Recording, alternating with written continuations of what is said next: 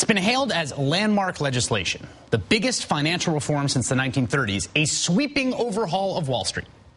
But for all the hyperbole, there is one very important thing missing from the bill the Senate passed last night. Something that would change the culture of casino capitalism that led in part to the financial meltdown. Imagine for a moment you're playing poker at a casino where the house takes a cut of the pot. But as the game progresses, you begin to realize that all the other players at the table also work for the casino. And they're taking you to the cleaners. You'd get the heck out of there and never come back. Because either the casino runs the game or it participates in the game, but it can't do both. Especially, as is the case with the major banks, if the casino gets bailed out by taxpayers when its bets don't pay off. And that is exactly what the so-called Volcker Rule was crafted to prevent. To stop banks, who play the role of the casino in our markets, from also betting on extremely risky investments. Yet an amendment ensuring enforcement of such a measure died without even being brought up for a vote. This is critical, and how it happened and the bill that resulted from it happening are the whole ball of wax when trying to judge the government's response to the great financial meltdown of 2008 and 2009. So, how did it happen? For that, we turn to Mike Conzel, a fellow at the Roosevelt Institute and a blogger at Rorty-Bomb. Thanks for your time tonight, Mike. Thanks for having me, Chris.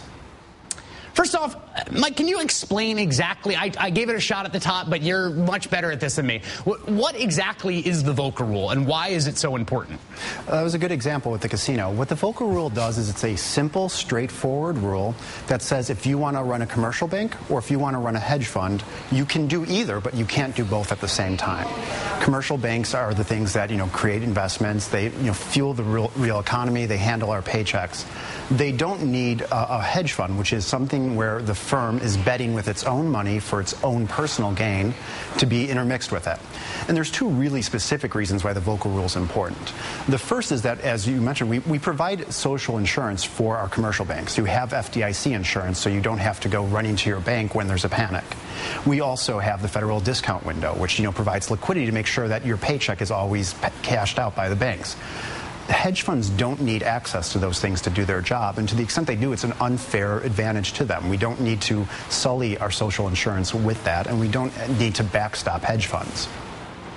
Right. So you don't. Yeah. Right. We want to segregate out essentially the social insurance function that protects the banks that we need, that we don't want to collapse in a panic, from the gamblers. So if that makes sense, and it seems like it makes sense, why did this never get a vote on the floor? Well, it's already in the bill, but it's very weak language that may be done after a study is conducted, and the government regulators who could have sort of done this anyway over the 2000s, decided that they could overrule it. So what Senator Merkley and Levin wanted to do is put in a hard rule in the law that would make sure that this is there for the next 50 years, in the same way Glass-Steagall was there for the next 60 years until Republicans and Democrats, pulled it apart in the late 90s. So it never got, that actual amendment language never got a vote. The Republicans blocked it from being voted as an amendment. The Democrats did not push very hard for it to get put in through the manager's amendment or through other language. Well, that's what I want to focus on, because obviously this is the sort of thing, banks like Goldman Sachs, they're making a lot of money by being able to play these two roles, right? Mm-hmm.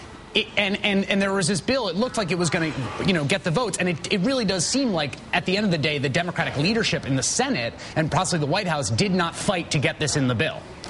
If they fought, there's no evidence of it. There certainly aren't any fingerprints of a huge fight from Democrats for this. Merkley and Levin tried to sneak it in by attaching it to an amendment to exempt auto lenders from consumer financial protection, because we exempt auto lenders from everything, evidently. But when it came time, that actually passed in the House, and everyone expected it to pass in the Senate. It was a Republican amendment. But when the time came to vote for that, it actually was withdrawn as an amendment, which shows you who really calls the shots for what, auto lenders versus Goldman Sachs. And Goldman Sachs emerges victorious over the auto lenders. Yes. Mike Conzel, fellow at the Roosevelt Institute and a blogger at Rorty-Bomb, thanks so much. Have a great weekend. Thank you, Chris.